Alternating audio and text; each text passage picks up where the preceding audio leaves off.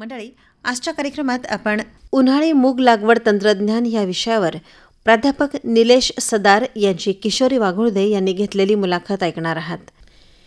मंडळी नमस्कार. मंडळी, आज आपल्या स्टुडिओत डॉक्टर उल्हास पाटील कृषी महाविद्यालय जळगाव इथले कृषी वनस्पतीशास्त्र या विषयाचे प्राध्यापक निलेश सदार सर आलेले आहेत. आज आपण उन्हाळी मूग लागवड तंत्रज्ञान या विषयावरती त्यांच्याशी चर्चा करणार आहोत. सर, आपलं स्वागत आहे. नमस्कार मॅडम. सर, आपल्या शेतकरी बांधवांना माहिती आहे की आता थोड्या दिवसातच म्हणजे 20 फेब्रुवारीपासून मुगाची लागवड सुरू होणार आहे. तर या मुगाच्या लागवडीचं तंत्रज्ञान, एकंदरीतच त्या मुगाच्या जाती असतील किंवा मग पेरणीची पद्धत असेल, कालावधी असेल आणि इतर ज्या काही शंका आपल्या शेतकरी बांधवांना येतात, तर त्याबद्दल आपण आज या कार्यक्रमामध्ये चर्चा करूयात.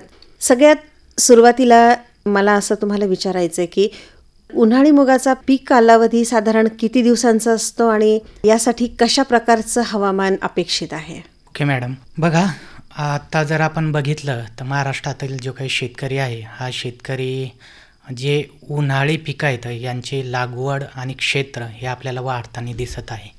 तर यामध्ये जर आपण उन्हाळी मुंगाचा जर विचार केला तर उन्हाळी मुंगाचा जो सर्वसाधारण कालावधी आहे या पिकाचा, तर तो सर्वसाधारण कालावधी हा 20 फेब्रुवारीपासून ते 15 मार्चपर्यंत हा कालावधी असतो. आणि याच्यामध्ये पण प्रामुख्यानं जर आपण बघितले तर ज्या तुमच्या पिकाच्या ज्या जाती असतात, ज्याला आपण व्हेरायट्या म्हणतो, ज्या जातीवर हा मुगाचा कालावधी अवलंबून असते. आता यामध्ये जर आपण काही बघितलं तर काही जाती, जसं मुंगाची विराट जात झाली, ही तुम्हाला 52 ते 56 दिवसातच येते. आणि पिकेवी ग्रीन गोल्ड ही जात झाली किंवा वैभव जात झाली, तर ही जवळपास 70 ते 75 दिवस याला लागतात. पण साधारण कालावधी जर आपण याचा बघितला तर तो जो आहे तर 70 ते 75 दिवसाचा आहे. बरं सर, आता उन्हाळी मूग लागवडीचे फायदे काय काय होऊ शकतात त्याबद्दल थोडंसं सांगाल? ओके, बघा, उन्हाळी मूग, आता मूग ज्यावेळेस आपण मुगाचा विचार करतो तर मूग हे एक कडधान्य पीक आहे. आपल्याला माहिती आहे, दुसरा याचा महत्त्वाचा फायदा हा आहे की याचा जो कालावधी आहे हा कमी कालावधी आहे. म्हणजे जवळपास तुम्ही 60 ते 70 दिवसामध्ये हे पीक तुमच्या हातात येणार आहे. त्याच्यानंतर जर आपण विचार केला तर हे जे खरीप पीक आहे, तर हे खरीप पिकाच्या तुलनेमध्ये याच्यावर जे रोगराई असते तर ही कमी प्रमाणात येते. त्याच्या नेक्स्ट अजून आपण जर बघितलं तर याचं उत्पादन आपल्याला खरीप पिकापेक्षाही चांगलं आढळलेलं आहे. काही संशोधनाअंती आपल्याला हे सिद्ध झालेलं आहे. त्यासोबतच जमिनीची सुपीकता सुद्धा याने वाढते. जमिनीत सेंद्रिय कर्बाचं प्रमाण सुद्धा वाढते. आणि आपल्याला माहिती आहे की सेंद्रिय कर्बा हा जमिनीचा आत्मा आहे. हा कर्ब कसा वाढतो? ज्यावेळेस आपण मुंगाचं पीक घेतो त्याचा जो काही पाला पाचोळा असतो हा जमिनीमध्ये कुजतो आणि नेक्स्ट जे आपण दुसरं पीक घेणार आहे खरीपमध्ये, तर त्याला त्याचा फायदा होतो. आणि इतर पिकाच्या तुलनेत जर आपण बोलायचं असेल तर इतर पिकाच्या तुलनेत या पिकाला नत्राचं प्रमाण कमी लागते. कारण का? हे कडधान्य पीक असल्यामुळे याच्या मुळावर ज्या गाठी असतात त्याच्यामध्ये रायझोबियम नावाचे जे जीवाणू असतात, हे जीवाणू वातावरणात जे काही 78% नत्र आहे तर या नत्राचं स्थिरीकरण करतात. आणि याचा फायदा असा होतो की पुढील जे पीक आहे तर या पिकाला नत्र सुद्धा अवेलेबल होते. म्हणजे रेडीमेड नत्र ह्या पिकामुळे भेटते. आणि सगळ्यात आर्थिक लाभ जर आपण बघितला तर आपण जे किमान आधारभूत केंद्र शासन ज्या किंमत ठरवते, तर 2024-25 ची किमान आधारभूत किंमत जी आहे तर ती 8,682 रुपये प्रति क्विंटल आहे, जी मागील वर्षापेक्षा 1,486 रुपयांनी वाढवण्यात आलेली आहे. बरं. म्हणजे हे एक आर्थिक लाभ सुद्धा शेतकऱ्यांना भेटू शकतो. कारण की आता शेतकरी सुद्धा शेतीकडे एक उद्योग म्हणून बघत आहेत, त्याच्यामुळे हे गरजेचं आहे. हो, नक्कीच. सर, आत्ताच आपण या मूग लागवडीचे फायदे काय काय होऊ शकतात ते सांगितलं आणि विशेषतः त्याच्यामध्ये आपण जमिनीचा सुद्धा उल्लेख केलात. तर आता जमिनीबद्दल जर बोलायचं झालं तर साधारण कोणत्या जमिनीची निवड आपण यासाठी करू शकतो?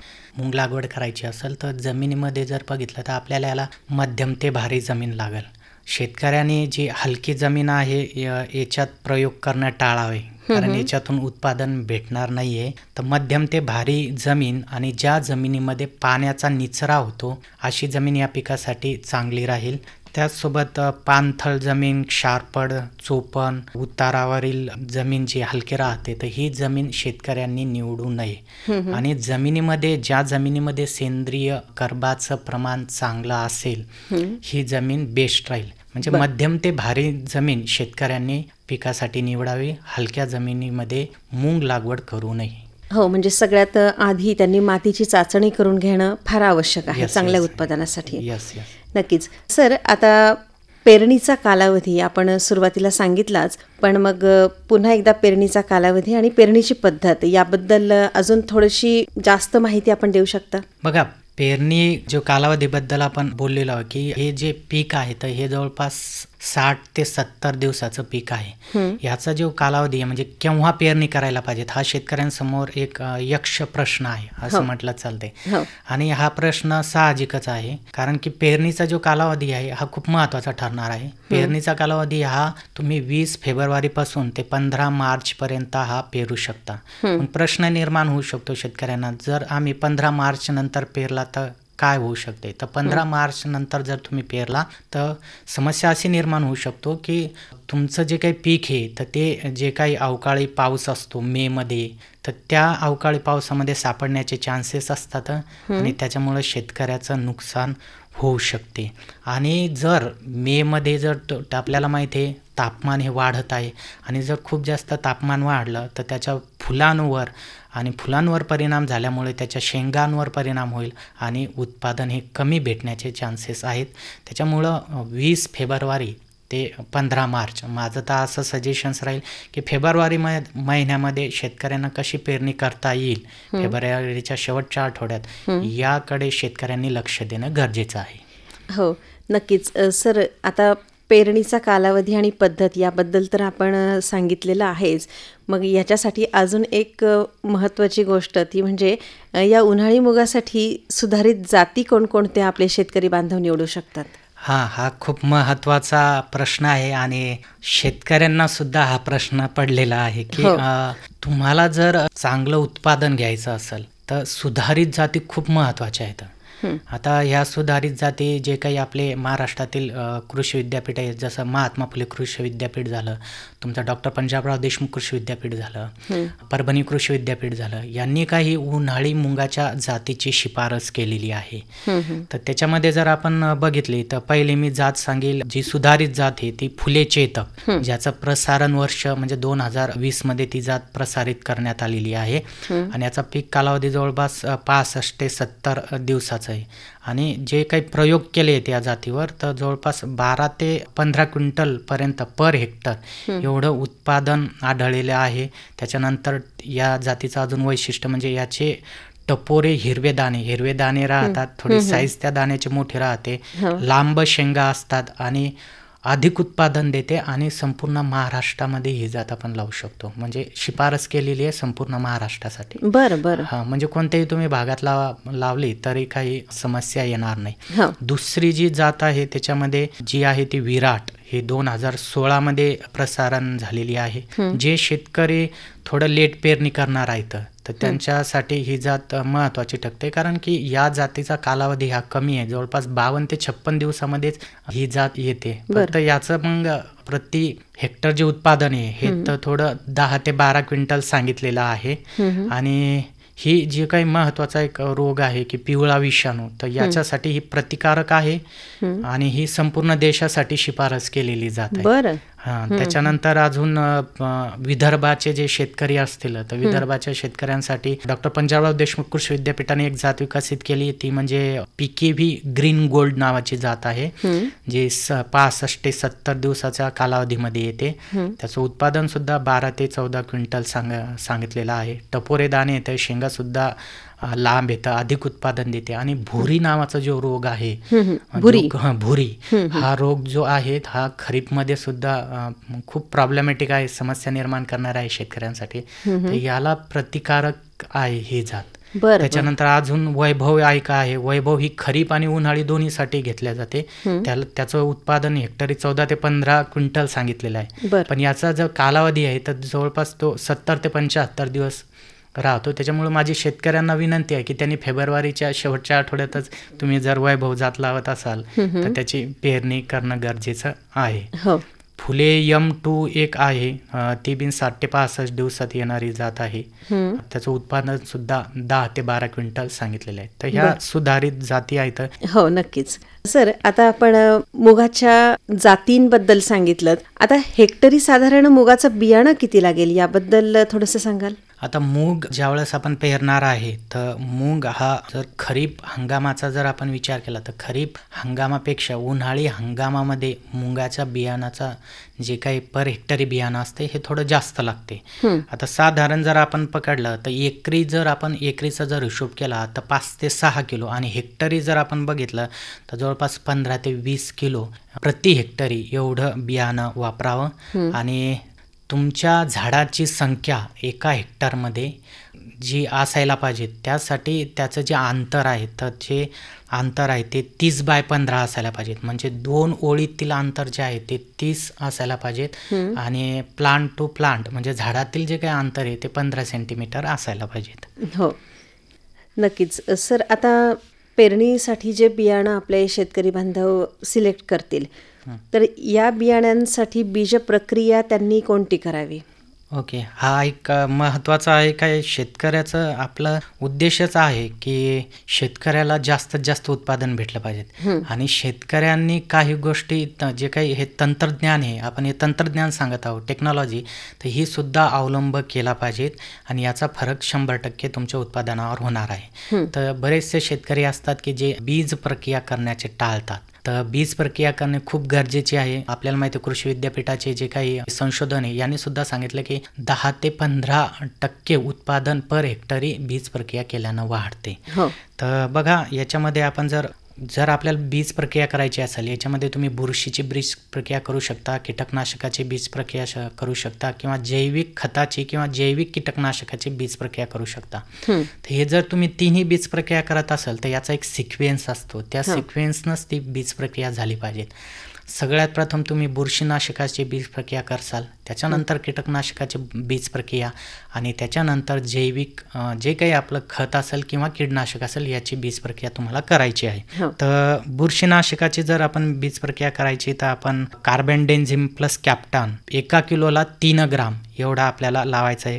कार्बेंडेन्झिम 1 ग्राम घेऊ शकता, तुमचं कॅप्टन जे असते ते 2 ग्राम घेऊ शकता किंवा मग थायरम किंवा कार्बेंडेन्झिम, थायरम 2 ग्राम आणि कार्बेंडेन्झिम 2 ग्राम प्रति किलो बियाणाला तुम्हाला घ्यायचं आहे. त्याचसोबत तुम्ही ट्रायकोडर्माची सुद्धा बीज प्रक्रिया करायला पाहिजे, त्यानं तुमच्या बियाणाचं संरक्षण होते. सोबत रायझोबियम जे आहे त्याचीही बीज प्रक्रिया करायला पाहिजे, कारण रायझोबियम हे एक जैविक खत आहे. याची बीज प्रक्रिया केल्यानं तुमच्या जे पीक हे कडधान्य त्याच्या ज्या गाठी आहेत त्याचं प्रमाण वाढते आणि वातावरणातील नत्र जे असते ते जास्तीत जास्त स्थिरीकरण त्याचं केल्या जाते. त्याच्यामुळं ही शेतकऱ्यांना माझी शिफारस राहील की हे ज्या बीज प्रक्रिया सांगितलेल्या आहे आणि बीज प्रक्रियामुळं चांगलं उगवण क्षमता सुद्धा होते आणि जे काही रोग येणारे असतात तर ते सुद्धा आपल्याला तिथे त्यांचा नायनाट करता येतो.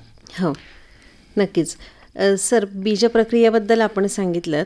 आता यानंतरचा आपला टप्पा येतो तो म्हणजे खत व्यवस्थापनाचा. तेव्हा खत व्यवस्थापनाबद्दल आपण शेतकरी बांधवांना काय मार्गदर्शन कराल? बघा, खत व्यवस्थापन जर आपण बघितलं, आपण सुरुवातीलाच सांगितलं होतं की हे जे काही मूग पीक आहे हे एक कडधान्य पीक आहे, त्याच्यामुळे याला नत्राचं प्रमाण हे कमी लागते. तर आपण तरी नत्र जर द्यायचा असेल तर 20 किलो नत्र आणि 40 किलो स्फुरद हे तुम्ही प्रति हेक्टरी देऊ शकता. सोबतच काय करायचं आहे तुम्हाला, नत्र देता वेळेस तुम्हाला अजून एक विशेष बाब म्हणजे की याच्यामध्ये तुम्हाला काय करायचं आहे की उत्पादन चांगलं येण्यासाठी पीक फुलोऱ्यात असताना 2% म्हणजे 20 ग्राम प्रति लिटर पाण्यात फवारणी करायची आपल्याला युरियाची. केव्हा करायची? ही पीक फुलोऱ्यात असताना किंवा शेंगा भरताना तुम्हाला 2% DAPची फवारणी करायची. कारण कृषी विद्यापीठाचे जे काही संशोधन आहे या अंतर्गत असं सिद्ध झालेलं आहे किंवा जर तुम्ही फुलोऱ्यामध्ये जर 2% युरियाची जर फवारणी केली आणि शेंगा असताना 2% DAPची जर फवारणी केली तर त्याला उत्पादन चांगलं अधिक भेटलेलं आहे. तर अशा पद्धतीने आपण खत व्यवस्थापन करू शकता आणि आपल्याला माहिती आहे शेणखत हे गरजेचंच आहे शेतीला, हो. कारण हो. त्यानं सेंद्रिय कर्ब जमिनीला भेटतो. हो हो हो नक्कीच. सर, आता तण व्यवस्थापन किंवा आंतरमशागतीचा जर विचार केला तर याबद्दल थोडंसं सांगाल? ओके. आंतरमशागत किंवा आपण तण व्यवस्थापन हे महत्त्वाचं आहे, कारण की तण व्यवस्थापनामध्ये आपल्याला जे काही आपलं पीक आहे तर जवळपास आपल्याला ते 30 ते 40 दिवस किंवा 30 दिवसापर्यंत तुमचं जे पीक आहे तर ते तणविरहित ठेवणं खूप गरजेचं आहे. म्हणजे सुरुवातीपासूनच तणविरहित ठेवणं गरजेचं आहे. तर याच्यामध्ये काय करू शकतो शेतकरी, की एखादं पाणी देऊन त्याच्यानंतर त्याला पाणी देऊन त्याची एक वखरणी केली तर सगळं तण निघून जाईल. किंवा ते जर पॉसिबल नसेल तर पेरणीनंतर काही तणनाशक सुद्धा आहेत जे आपण वापरू शकतो. पेरणीनंतर 7 ते 14 दिवसांनी इमॅझिथायपर 10% SCL या तणनाशकाची 15 ml प्रति 10 लिटर पाण्यामध्ये प्रसारक द्रव्य मिसळून गवतवर्गीय व अरुंद पानाचे जे काही तण आहे याच्यासाठी तुम्ही ही फवारणी करू शकता. पेरणीपूर्वी जर करायची असेल तुम्हाला तर त्याच्यामध्ये आपण तणनाशक जर बघितलं, पेंडॅमिथलिन आहे किंवा फ्लूक्लोरॅलिन आहे, हे तणनाशक 1.5 लिटर प्रति हेक्टरी 500 लिटर पाण्यातून जमिनीवर फवारावे. त्यानं सुद्धा तुमचं पेरणीपूर्वीचं तणनाशक तर ते सुद्धा तिथं नायनाट होईल. आणि तुम्ही विडिंग म्हणजे हाताने तुम्ही कोळपणी करू शकता किंवा 1 ते 2 कोळपणी करणं ही गरजेचं आहे. पहिली जी कोळपणी असेल तर ती 30 ते 35 दिवसांनी शेतकऱ्याकडे बैल अवेलेबल असतील तर त्यांनी कोळपणी करून घ्यावी. हो नक्कीच. आता सर, पाणी व्यवस्थापनाबद्दल? पाणी व्यवस्थापन आता सगळ्यात महत्त्वाचं आहे की हे उन्हाळी पीक आहे. आता हो. उन्हाळी पीक असल्यामुळं पाणी हा खूप महत्त्वाचा इथं विषय राहणार आहे. हो. तर पाणी व्यवस्थापनाबद्दल जर आपल्याला बोलायचं की ज्या शेतकऱ्यांकडे हमखास पाण्याचा सोर्स आहे त्या शेतकऱ्यांनी या पिकाकडे बघावं असं मला वाटते. कारण उन्हाळी मुंगात काय होते की उन्हाळी मुंगात वेळेवर पाण्याच्या पाळ्या देणे अतिशय गरजेचं आहे. तर आपण जर बघितलं तर पेरणीपूर्वी काय करायचं, एक पाणी देऊन वापसा आल्यानंतर पेरणी करायची. म्हणजे कारण की आपल्याला माहिती आहे उन्हाळा आहे, फेब्रुवारी मार्च तुमचा असतो, ऊन तापते, तर पेरणीपूर्वी एक पाणी द्यायचं आधी आणि त्याला वापसा येऊ द्यायचा, नंतर पेरणी करायची, हे बेटर राहील. आणि पेरणीनंतर पहिल्या 3-4 दिवसांनी हलकेसे पाणी द्यायचं. नंतर ज्या काही पाण्याच्या पाळ्या आहेत तर त्या 8 ते 10 दिवसाच्या अंतराने तुम्ही पाणी त्याला कंटिन्यू चालू ठेवू शकता. याच्यामध्ये जर तुम्ही तुषार सिंचनाचा, ज्याला आपण स्प्रिंकलर इरिगेशन्स म्हणतो, याचा जर वापर केला तर चांगला फायदा होऊ शकतो. पण एक विशेष बाब आपल्याला इथं लक्षात घ्यायची की पीक फुलोऱ्यात असताना व शेंगा भरताना पाण्याचा ताण पडू देऊ नये, नाहीतर उत्पादन कमी होऊ शकतं. म्हणजे ज्यावेळेस फ्लावरिंग येणार, त्याचं पीक फुलोऱ्यात असते, ज्यावेळेस त्याच्या शेंगा भरतात यावेळेस पाणी दिल्याच गेलं पाहिजे. तर ही शेतकऱ्यांनी काळजी घेणं गरजेची आहे. 8 ते 10 दिवसांनी पाण्याच्या पाळ्या देणं गरजेचं आहे. हो नक्कीच. सर, आताच आपण पीक फुलोऱ्यात असताना पाणी देणं गरजेचं आहे हे सांगितलं, पण पीक फुलोऱ्यात असताना आपल्याला फवारणी सुद्धा करायला लागेल सर, तर ती कशाची करावी?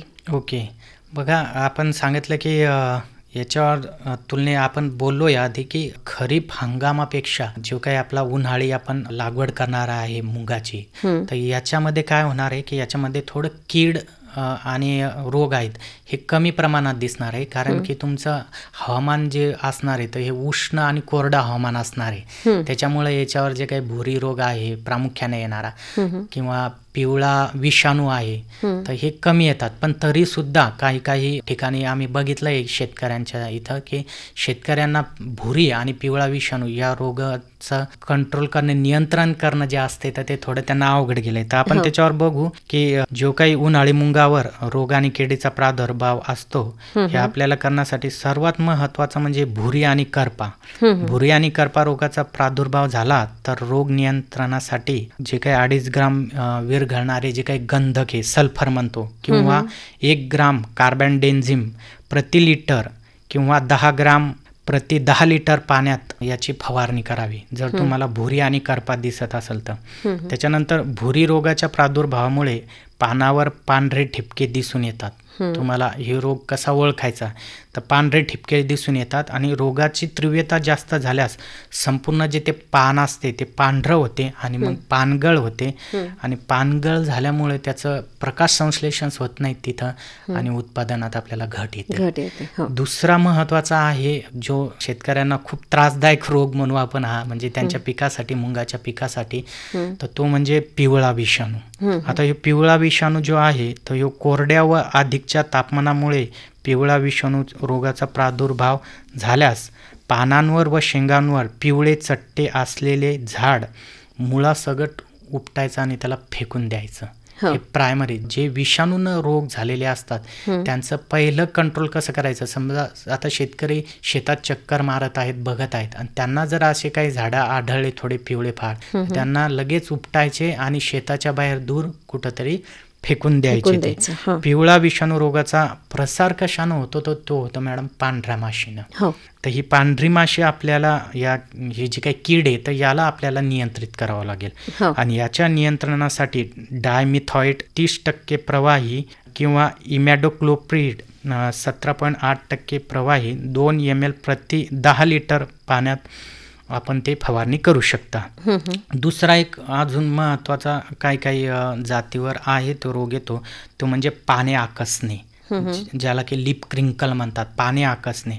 हा रोग सुद्धा एक विषाणूजन्य रोग आहे आणि तुडतुडे या किडीपासून त्याचा प्रसार होते. तर असे तुम्हाला पानं आकसणे कुठं दिसत असेल तर तुम्ही काय करू शकता, त्याला ते झाड उपटायचं आणि बाहेर फेकून द्यायचं. आणि हे झालं आपण आता रोगाबद्दल बोललोय. तर याच्यातल्या ज्या काही किडी आहेत तर किडीमध्ये जर मावा झाला, शेंगा पोखरणारी आळी झाली, केसाळ आळी झाली, पाने खाणारी आळी झाली इत्यादी किडींचा प्रादुर्भाव आढळून येतो. पण मी पुन्हा एकदा तेच सांगतो की खरीपच्या तुलनेत उन्हाळी मुंगामध्ये याचा प्रादुर्भाव कमी राहतो.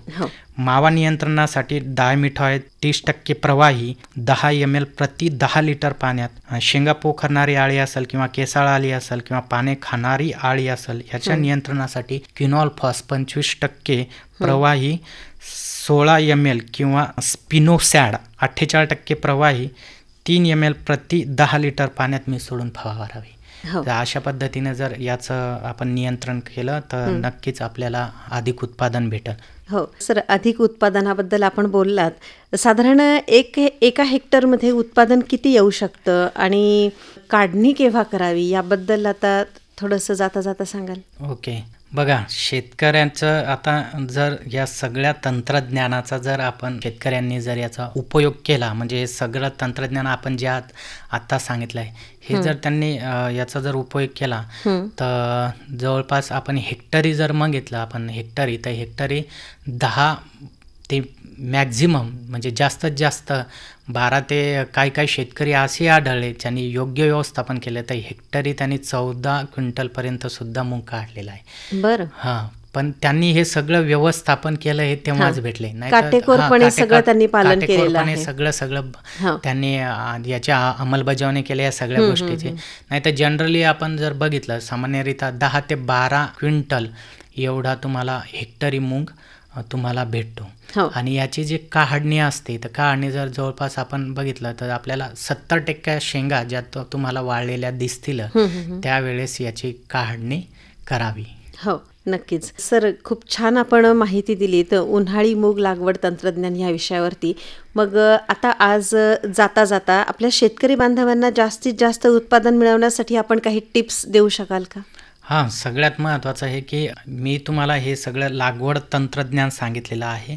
तर याच्यामध्ये जाताना फक्त शेतकऱ्यांनी एक करायचं की याच्यात सगळ्यात महत्त्वाचं म्हणजे तुम्हाला आहे जातीची, सुधारित जातीची निवड. हो.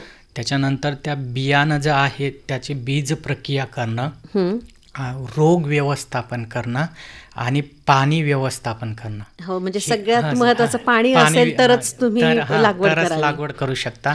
पाणी व्यवस्थापन करणं हे जे 4 महत्त्वाचे मला मुद्दे वाटत होते, हे जर काटेकोरपणे जर शेतकऱ्यांनी अंमलबजावणी याची योग्य केली तर नक्कीच शेतकऱ्याला याचं चांगलं उत्पादन भेटेल. आता पाणी व्यवस्थापनामध्ये एक पॉईंट आपला सांगतो की पीक 50 दिवसाचं झाल्यावर पाणी देणं बंद करावं. बरं. हां, म्हणजे आपण सांगितलं की शेंगा आणि तुमचं जे त्याला फुलं आलेली आहेत, त्या टायमात आपण पाणी देणारच आहोत त्या टायमाला. पण काय करायचं की पाणी जे आहे तर हे ज्यावेळेस तुमचं आता पीक जसं 60-65 दिवसाचा कालावधी आहे, तर त्याच्या आधी जर तुम्ही 50 दिवसाच्या पीक झालं तुमचं, तर तुम्ही त्यांना पाणी देणं बंद करायचं आहे.